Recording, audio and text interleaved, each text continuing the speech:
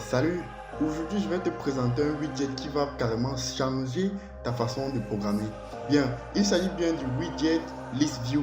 Généralement lorsqu'on utilise Flutter, lorsqu'on veut créer une interface par exemple qui a plusieurs composants et qui doit peut-être scroller parce qu'on n'est peut-être pas sûr en fonction des tailles de téléphone. On a tendance à utiliser le widget par défaut ou alors le plus présent, le Single Child Scroll View plus le Column. Donc, je te présente les avantages du List View en opposition au Single Child Scroll View plus Column. Donc, je vais étayer mon propos en 3 points pour que tu puisses vraiment comprendre l'importance de l'utilisation du List View. En premier point, on va parler de performance. Lorsqu'on utilise le List View ne construit que les composants qui sont disponibles sur l'écran. Donc, lorsqu'on a par exemple 5 composants sur un écran et que la taille d'écran permet que rien que 2 éléments s'affichent, seuls les 2 éléments là sont chargés premièrement. On appelle ça le lazy loading.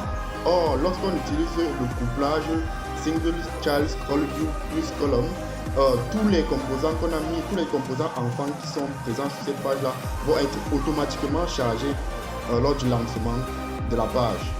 Bien, en deuxième point, on va parler de la gestion native du scroll.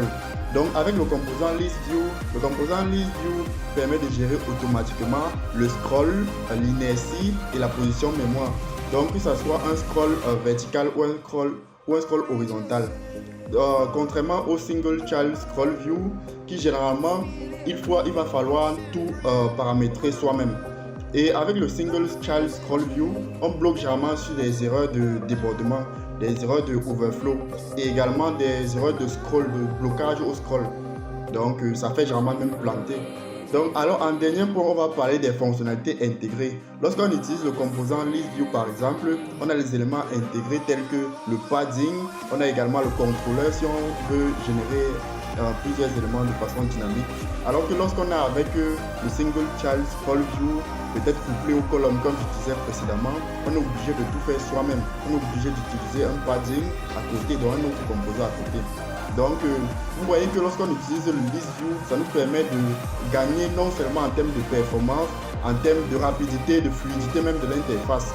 C'est régulièrement pourquoi lorsque je suis sur une page où je sais que le contenu peut aller au-delà de ce qui est prévu au départ, je n'hésite pas à utiliser le ListView pour mieux hiérarchiser mes composants enfants. Alors je t'invite à faire pareil.